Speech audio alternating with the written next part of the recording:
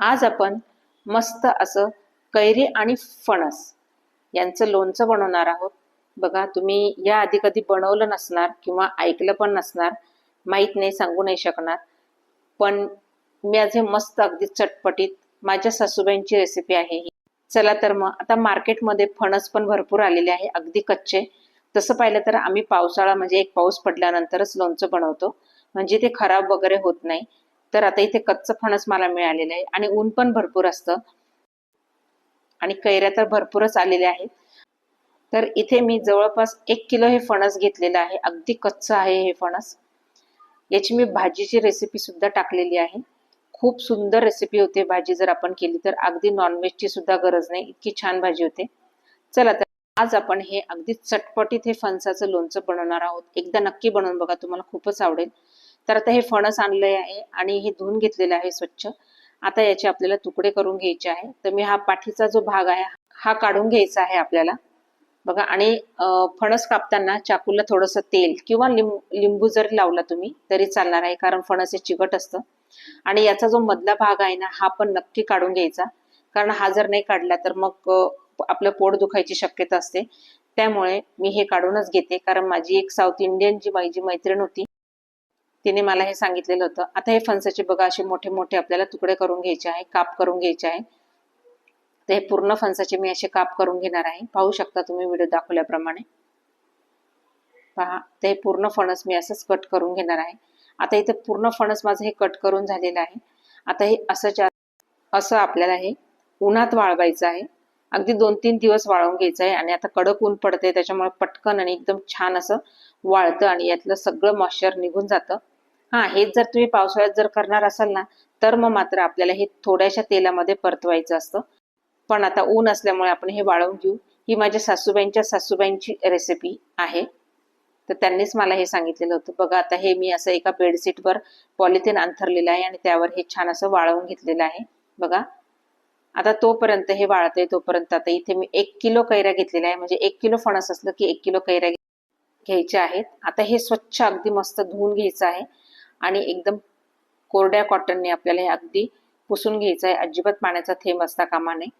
बघा, आता ह्या सगळ्या मी स्वच्छ धुवून घेतलेल्या आहे. आता ह्या मस्त पुसून घेणार आहे, सगळ्याच्या सगळ्या. पाहू शकता तुम्ही, आता सगळ्या पुसून घेणार आहे. तर माझ्या ह्या जवळपास सगळ्या आता पुसून झालेल्या आहेत, तुम्ही पाहू शकता.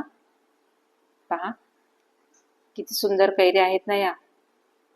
आता ह्या कट करून घ्यायच्या आहे. तुम्हाला जर या स्टेजला वाटलं तर तुम्ही अगदी मार्केटमधून देखील कट करून आणू शकता, पण मी आता हे घरातच कट करणार आहे.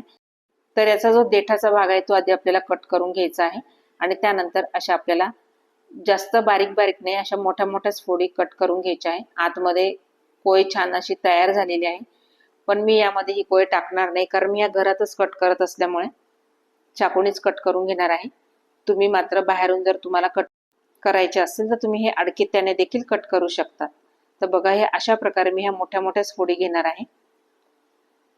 आता हे अशाच करून मी हळूहळू सगळ्या फोडी कैरी जी आहे ती कट करून घेतलेली आहे, पाहू शकता तुम्ही. आता ह्या ज्या कैरी एका भांड्यामध्ये ओतून घ्यायच्या आहेत, ओतून घेते बघा मी आता ह्या. आता ह्या सगळ्या ओतून झाल्यानंतर यामध्ये मी आता हळद घालून घेणार आहे. म्हणजे पूर्ण कैऱ्यांना आपल्याला हळद लावून घ्यायची आहे, म्हणजे कसं ना की याचं मॉइश्चर पण कमी होतं आणि ह्या फोडी ज्या आहे ना ह्या अगदी अशा कडक तयार होतात हळद टाकल्याने. त्यामुळे मी ह्या फोडींना हळद लावून घेत आहे. पहा, तर जवळपास इथे 1 ते 1.5 चमचे मी इथे हळद टाकून घेतलेली आहे. आणि आता आपल्याला ह्या चमच्याने सगळं मिक्स करून घ्यायचे आहेत. बघा, व्हिडिओत दाखवल्याप्रमाणे, म्हणजे पूर्ण हळद ही पूर्ण फोडींना लागली गेली पाहिजे. अशा पद्धतीने आपल्याला ही हळद सगळ्या फोडींना लावून घ्यायची आहे. बघा, खाली वर करत असं सगळ्या फोडींना ही हळद लागली पाहिजे. आता ह्या ज्या फोडी आहे ना हळद लावलेल्या, ह्या पण आपल्याला उन्हामध्ये वाळवून घ्यायच्या आहे, म्हणजे यामधलं मॉइश्चर पण कमी होतं आणि ह्या एकदम मस्त हळदीमुळे एकदम टाईट होतात, एकदम छान आणि वाळल्या जातात. तर मी ह्या पण 3-4 दिवस छान मस्त वाळवून घेते. तर भेटूया आपण 3-4 दिवसानंतर. बघू शकता तुम्ही, एक मी कॉटन टाकलेलं आहे आणि त्याच्यावर ह्या सगळ्या वाळत घातलेल्या आहे. पहा, आता 3-4 दिवसानंतर बघा, आता आपल्याला एक असा मसाला तयार करायचा आहे. तर इथे मी एक पॅन घेतलेला आहे आणि या पॅन मध्ये मी इथे पिवळी डाळ, मोहरीची डाळ जी आहे ना ती घेतलेली आहे. ती जवळपास 125 ग्रॅम असेल. 50 ग्रॅम मोहरी घेतलेली आहे आणि 50 ग्रॅम इथे मी बडीशेप घेतलेली आहे. खूप सुंदर हा मसाला तयार होणार आहे आपल्याला. आणि या हलक्या आपल्या मीडियम गॅसवर आपल्याला फक्त हे गरम करून घ्यायचं आहे. म्हणजेच काय की यामधलं जे मॉइश्चर आहे ते निघून जायला पाहिजे आणि अगदी खमंग वास यायला पाहिजे याला. त्यामुळे मी हे फक्त अगदी गरम करून घेणार आहे. पाहू शकता तुम्ही. हाताने उचलून पाहिलं तरी आपल्याला हाताला एकदम गरम वाटलं पाहिजे इतपत आपल्याला हे गरम करून घ्यायचं आहे. पहा, तुम्हाला जर इथे वाटलं ना तर तुम्ही जिरं देखील घालू शकता, पण मी मात्र जिरं घातलेलं नाहीये. बघा, आता हे सगळं मिश्रण आपल्याला एका ताटात काढून घ्यायचं आहे. कारण त्याच पॅन मध्ये जर ठेवलं तर मग मात्र ते लवकर गार होणार नाही आणि जळण्याची पण शक्यता आहे. कारण खाली हे पॅन गरम असल्यामुळे मी एका ताटात काढून घेतलेलं आहे आणि आपल्याला हे मस्त अगदी पूर्ण थंड होईपर्यंत आपल्याला हे पसरवून ठेवायचं आहे. पूर्ण गारच करून घ्यायचं आहे आपल्याला हे मिश्रण. आता हे गार होतंय तोपर्यंत आता दुसरा आपण मसाला तयार करायचा आहे. म्हणजे आता इथे त्याच पॅन मध्ये मी 2 पळ्या तेल घालून घेतलेलं आहे. आता याला तेल खूप कमी वापरायचं आहे आपल्याला. आपण हे लोणचं खूप कमी तेलामध्ये करणार आहोत. तर त्यासाठी मी इथे आवडीप्रमाणे जितकं तिखट पाहिजे आपल्याला तितकं आपण घेऊ शकतो. मीठ घेतलेलं आहे. मीठ भरपूर घ्यायचं आहे कारण आपण तेल कमी टाकणार आहे. मिठामुळे आपलं लोणचं पण छान टिकतं. हळद घेतलेली आहे, मिरे घेतलेले आहे, लवंगा घेतले आहे आणि हिंग मात्र घेतलेला आहे भरपूर. तर आता हे सगळं आपल्याला लोणच्यामध्ये वापरायचं आहे. तर त्याच पॅन मध्ये आता हे जे मी तेल गरम करायला ठेवलेलं अगदी धूर निघेपर्यंत आपल्याला हे तेल गरम करून घ्यायचं आहे.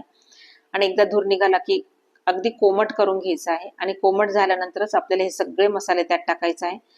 तर जवळपास मी आता इथे तिखट घालून घेतलेलं आहे. त्यानंतर मी हळद देखील घालून घेतलेली आहे. जवळपास 1 वाटी तिखट घातलेलं आहे. अर्धी वाटी हळद घालून घेतलेली आहे. त्यानंतर पाव वाटी मी हिंग घातलेला आहे. अर्धी वाटी मी इथे मीठ घालून घेतलेलं आहे. पहा, आणि लवंगा घातलेले आहे, मिरे घातलेले आहे. तुम्ही तुमच्या आवडीप्रमाणे घालू शकता. आणि आता हे सगळं व्यवस्थित आपल्याला मिक्स करून घ्यायचं आहे आणि हे सगळं मिश्रण आपल्याला एकदम गार करून घ्यायचं आहे. अजिबात गरम घालायचं नाही आपल्या लोणच्यामध्ये. आता इथे बघा, ह्या फणसाच्या फोडी ज्या आहेत ना त्या एकदम छान मस्त अशा खडखडीत उन्हामध्ये वाळलेल्या आहेत. आणि त्याचबरोबर आता ज्या कैऱ्या होत्या त्या देखील आपल्या कडकडीत उन्हामध्ये छान मस्त वाळवून घेतलेल्या आहेत. तुम्ही पाहू शकता. पहा, एकदम मस्त कोरड्या झालेल्या आहे. पहा, अजिबात त्यामध्ये मॉइश्चर राहिलेलं नाही. तर ह्या आपल्याला अशाच पाहिजे असतात. तर आता ह्या फणसाच्या फोडीमध्ये मी कैरीच्या फोडी टाकून घेणार आहे आणि व्यवस्थित हे मिक्स करून घेणार आहे. बघा, दोन्ही व्यवस्थित असं मिक्स करून घ्यायचं आहे. खूप सुंदर असा सुगंध सुटलेला आहे कैरीचा. आता हे सगळं मिक्स झालेलं आहे, तुम्ही पाहू शकता. तर आता हे बाजूला ठेवून द्यायचं आहे आपल्याला. आणि आपण जो मसाला तयार केलेला आहे बघा, मोहरीची डाळ, बडीशेप आणि मोहरी, ते देखील आपलं मस्त असं गार झालेलं आहे बघा. तर हे आपल्याला असंच पाहिजे आहे. तर आपल्याला हे आता एका मिक्सरच्या भांड्यामध्ये हे टाकून घ्यायचं आहे आणि अगदी जाडभरडच आपल्याला ग्राइंड करून घ्यायचं आहे. तर मी हे सगळं टाकून घेत आहे आणि ग्राइंड करून घेणार आहे. इथपर्यंत जर तुम्हाला ही माझी रेसिपी आवडली असेल, हा व्हिडिओ जर आवडला असेल तर नक्की एकदा लाईक करा आणि नवीन असाल तर सबस्क्राईब करायला मात्र विसरू नका. आणि शेजारी बेल आयकनला क्लिक करा, म्हणजे येणाऱ्या नवनवीन व्हिडिओज तुमच्यापर्यंत पोहोचत राहतील, नवनवीन रेसिपीज तुमच्यापर्यंत पोहोचत राहतील. आणि हा व्हिडिओ तुम्ही कोणत्या भागातून पाहतात हे मला नक्की सांगा आणि एक लाईक नक्की ठोका, म्हणजे मला मोटिवेशन मिळेल आणि नवनवीन रेसिपी मी घेऊन येण्याचा प्रयत्न करेल.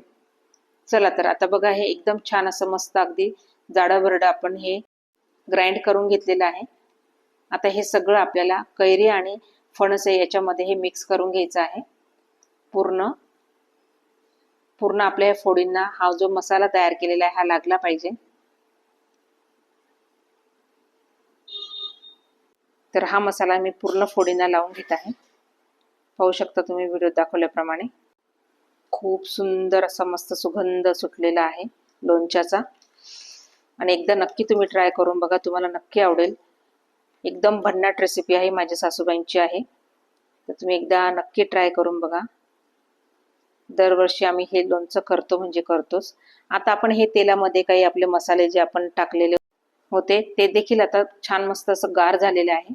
पूर्णच गार झालेलं आहे. आता हे सगळं आपल्याला कैरी आणि फणस याच्यामध्ये आपल्याला हे मिश्रण सगळं ओतून द्यायचं आहे आणि आता हे व्यवस्थित सगळं मिक्स करून घ्यायचं आहे. एकदम कमी तेलामध्ये आपलं हे लोणचं तयार होणार आहे.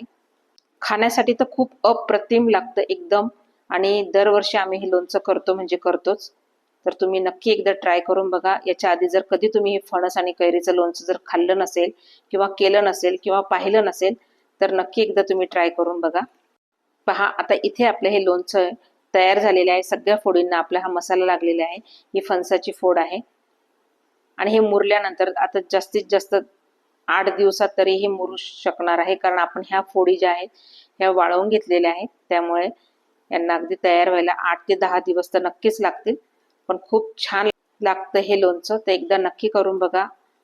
आणि माझा व्हिडिओ तुम्हाला कसा वाटला तर मला नक्की कमेंट करून सांगा. चला तर भेटूया पुढच्या व्हिडिओला. तोपर्यंत धन्यवाद.